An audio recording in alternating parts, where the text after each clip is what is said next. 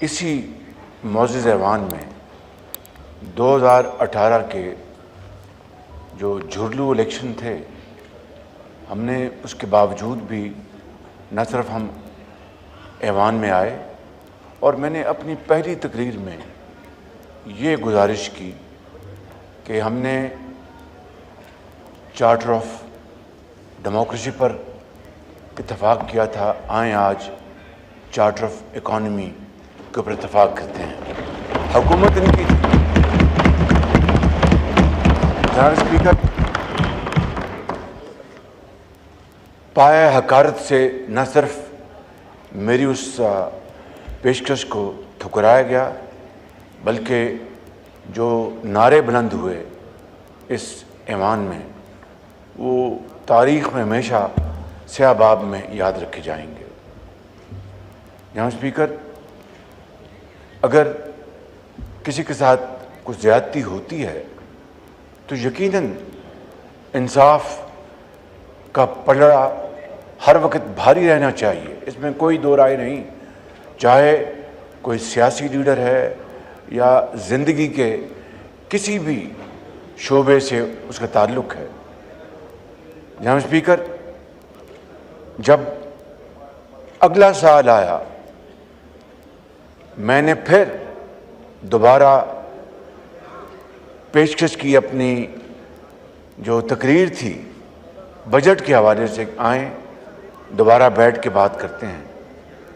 پھر ایسے نعرے بلند ہوئے جن کا ذکر کرنا میں سمجھتا ہوں کہ اس ایوان کی توہین ہے۔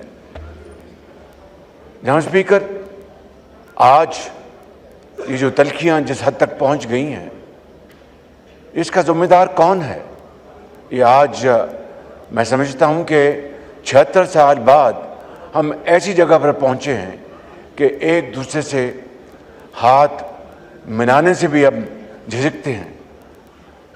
اسی ملک میں وہ زمانہ تھا کہ اسمبلیوں میں بڑی تنقید ہوتی تھی، بہت زیادہ مخالفت میں باتیں ہوتی تھیں، لیکن وہ زمانہ تھا جب سیاستدان ایک دوسرے کے دکھ اور سکھ میں شریک ہوتے تھے۔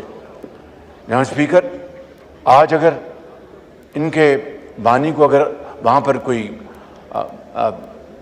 مصائب ہیں، مشکلات ہیں، تو بتائیں، بیٹھ کے بات کریں۔ میں آج پھر کہتا ہوں، آئیں بیٹھ کے بات کریں اور بیٹھ کے معاملات کو طے کریں۔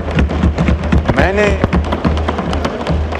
جو محترم علی محمد صاحب نے اپنی جذباتی تقریر میں جن باتوں کا ذکر کیا، کاش وہ یہ بھی ذکر کر دیتے کہ جس دن میری والدہ محترمہ کا انتقال ہوا، میں جیل میں تھا، اور میں نے جناب اسپیکر سپرنٹینڈنٹ کو کہا کہ آج تاریخ ہے، میری والدہ کا انتقال وہ لندن میں ہے، ان کی وہاں سے میت آنی ہے، تو مجھے آج میں درخواست لکھ دیتا ہوں، مجھے آج آپ چھٹی لے دو۔ ان کی یہ ممکن نہیں ہے، آرڈر آیا کہ آپ کو جانا ہے، لیکن آپ جائیں گے، حاضری لگا کے آ جائیں گے۔ میں چلا گیا، اور وہی گاڑی، میں یہاں پر اپنی ذاتی تکالیف کا نہیں رونا چاہتا۔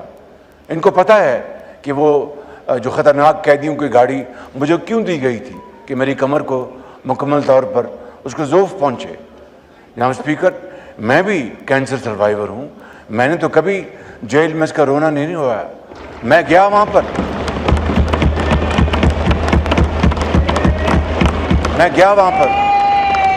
عدالت میں گیا، میرا خیال تھا کہ وہ جج صاحب کہیں گے کہ آپ کی والدہ کا انتقال ہوا، آپ کیوں آئے ہیں، آپ چلے جائیں واپس۔ ہم خاموش رہے، بیٹھے رہے۔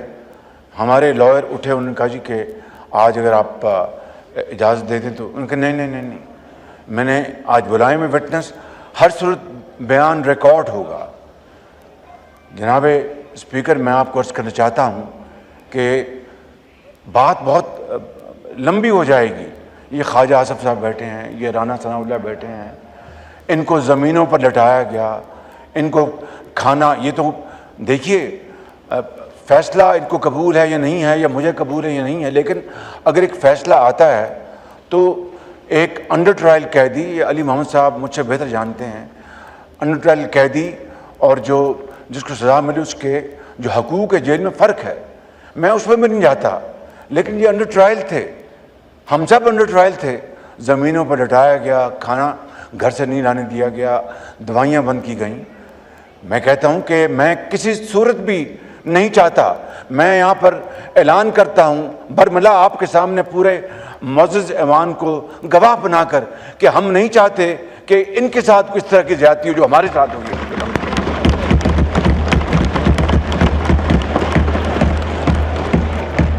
تو میں ختاماً یہ عرض کروں گا ان کی خدمت میں، آئیں بیٹھیں، ملک کو آگے لے کے جانے کے لیے، ملک کی ترقی اور خوشحالی کے لیے آئیں بیٹھیں، مل کر پاکستان کے بہتری کے لیے بیٹھ کے بات کریں، اس کے علاوہ کوئی چارہ کار نہیں۔ بہت شکریہ۔